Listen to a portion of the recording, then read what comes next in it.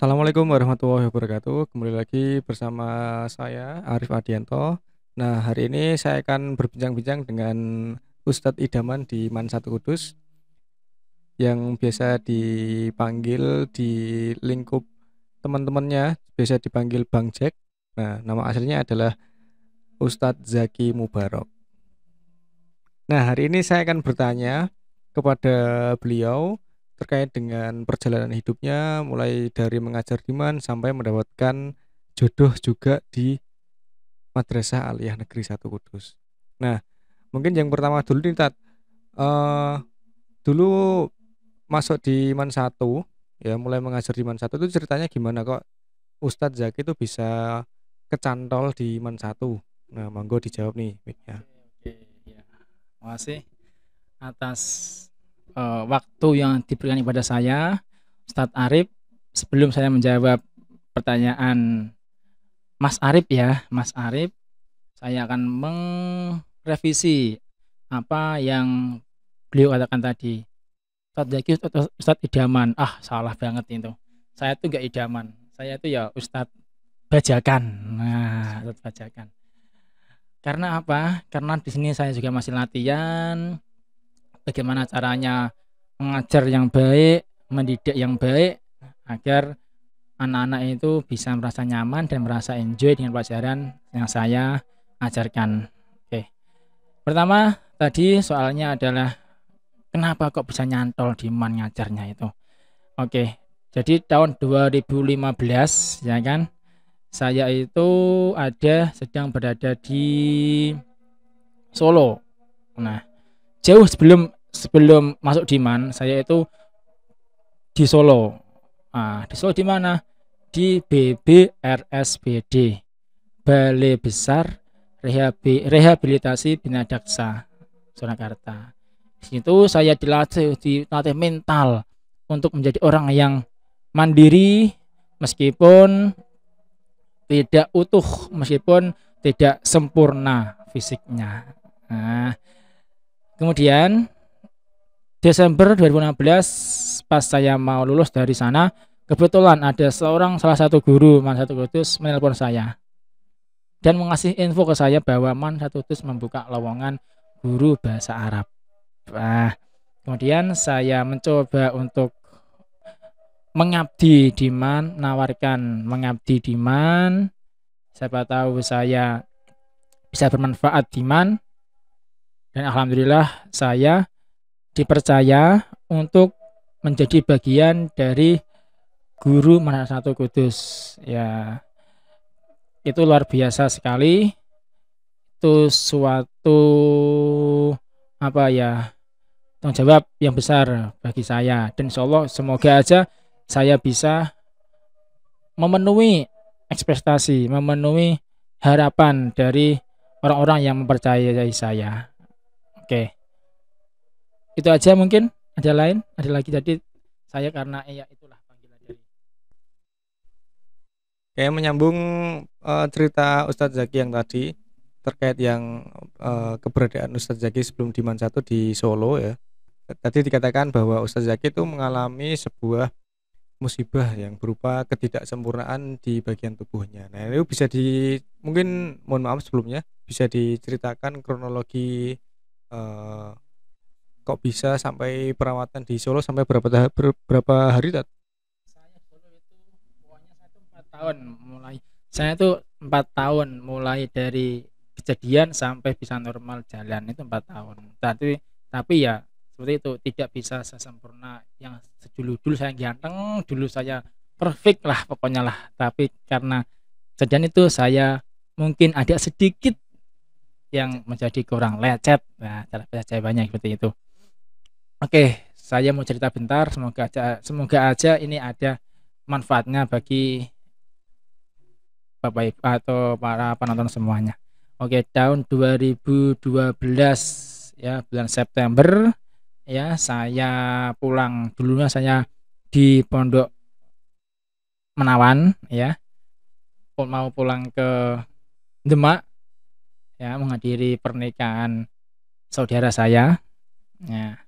Karena saya buru-buru ya kan, saya Ketika itu saya naik motor, nggak tahu kenapa, nggak terasa dan nggak disangka-sangka ternyata saya apa namanya istilahnya ya, menabrak, menabrak truk dam.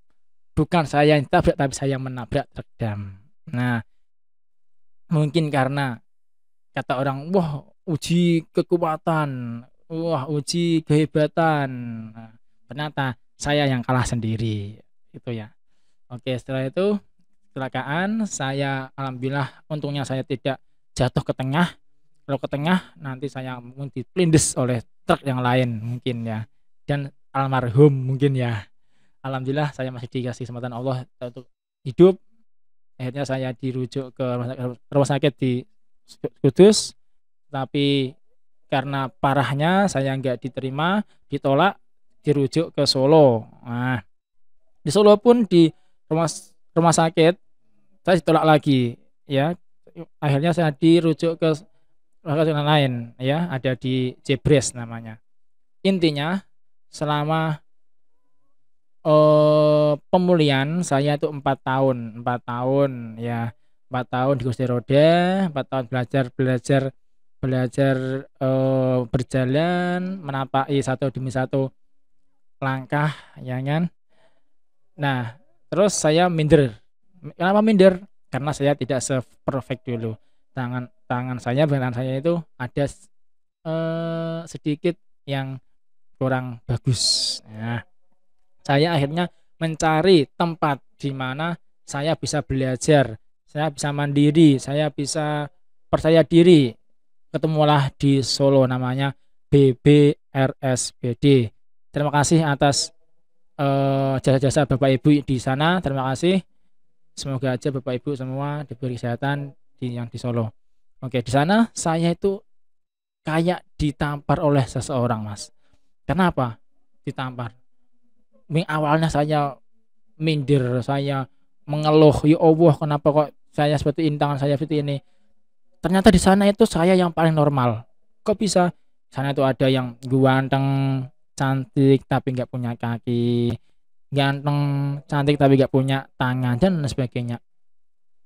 Dan paling parah lagi itu ada yang ganteng tapi nggak bisa atau nggak, hidupnya hanya di kursi roda. Itu. Saya banyak pelajaran dari sana. Tadi saya 2015 terus saya selesai dari sana. Kemudian saya masuk di Manhatu Kudus. Gitu. Masya Allah, bisa dibilang mukjizat dari Allah Subhanahu wa taala ya, Tat. Nah, mudah-mudahan cerita dari Ustadz Zaki bisa kita jadikan pelajaran bersama untuk menambah rasa syukur kita terhadap Allah Subhanahu wa taala. Kemudian cerita yang kedua nih, saya dapat cerita yang lumayan menarik dari teman-teman guru yang lain ya, bahwa Ustadz Zaki ini sekarang sudah punya istri. Nah, istrinya itu adalah mantan mahasiswa PPL yang dulunya PPL di Man 1. Nah, itu gimana ceritanya, Kak? Kok bisa ya mahasiswa PPL yang seharusnya dibimbing di sekolah ternyata dibimbing Ustadz Zaki sampai selama-lamanya. Nah, mau diceritakan, Tat? Inilah yang dinamakan jodoh itu angel golekane tapi gampang ketemune. Sulit dicari tapi mudah ditemukan. Gitu loh. Jadi saya sama sekali tidak menyangka, nggak ada modus-modusan, nggak ada dulu itu. Dapat apa? Dapat mahasiswa perempuan terus saya sih nggak, sama sekali nggak pernah. Bahkan ketika saya membimbingnya, ya kan, nggak pernah sama sekali apa yang namanya itu konsultasi atau gimana, nggak pernah. Ya biasa aja. Ini namanya nggak tahu, namanya jodoh. Ya Allah yang lebih tahu. Alhamdulillah setelah selesai PPL kok yo ada setrumnya loh, setrum nyambung loh, kok saya kok pengen hubungi loh ya akhirnya jadilah pendamping hidup saya yang dulunya itu yang dulunya itu ketika PPL hanya 1 bulan dibimbing. Alhamdulillah ini saya bisa membimbing sampai akhir hayat sampai nanti insyaallah nanti bertemu di surga lagi. Di surga. Amin, Allahumma amin. Semoga benar-benar terwujud doanya ya Tat. Kemudian yang terakhir nih Tat, ada pesan-pesan khusus untuk siswa-siswa kita di Madrasah Aliyah, siswa madrasah di seluruh Indonesia Tat. Oke. Iya, untuk siswa atau para pelajar di Indonesia khususnya yang ada di lingkup aliyah misalnya. Ya, pertama syukuri apa yang sudah diberikan Allah Subhanahu wa taala kepada kita semua. Karena itu adalah yang terbaik bagi kita. Ya, terbaik bagi kita. Jadi inilah cerita kita sebagai makhluk. Andai kita bisa memilih, pasti kita akan memilih yang kaya, guaneng, cantik, ya kan, perfect lah. Tapi apa daya kita adalah makhluk yang hanya bisa pasrah dengan apa yang diberikan oleh Allah Subhanahu wa taala. Jadi harus tetap bersyukur. Kadang kan kalau anak muda kan jerawatan terus ditempel-tempel kan. Misalnya kalau ada rambut keriting dilurus-luruskan misalnya. Kalau ada orang mancung kayak saya ini terus dioperasi ya misalnya. Gak usah, apa adanya. Akan cantik-cantik, pokoknya cantik, akan ganteng-ganteng pokoknya. Yang kedua, eh karena anak muda pasti suka yang namanya pacaran. Nah, itu coba dijauhkan yang namanya pacaran. Nah, itu ya. Karena tadi apa? Jodoh itu sulit dicari tapi mudah untuk didapatkan. Kalau kita fokus pada belajar, yakinlah nantilah ada yang mencari sendiri. Kita itu jadilah orang tipikal-tipikal yang dicari itu loh.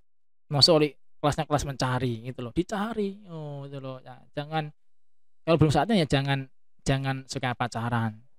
Nembak-nembakan apa atau yang mau nggak ada istilah itu. Nanti kalau sudah saatnya insya Allah akan menemukan jodoh kita dan itu akan bahagia, itu akan menjadi sebuah cerita yang sangat indah, romantis bagi kita semua. Terima kasih. Masya Allah. Oke, demikian yang dapat kita sampaikan di podcast di pagi hari ini ya. Silakan dinantikan podcast selanjutnya. Kita akhiri bersama. Wassalamualaikum warahmatullahi wabarakatuh. Oh ya, satu lagi jangan lupa di like, subscribe, dan komen.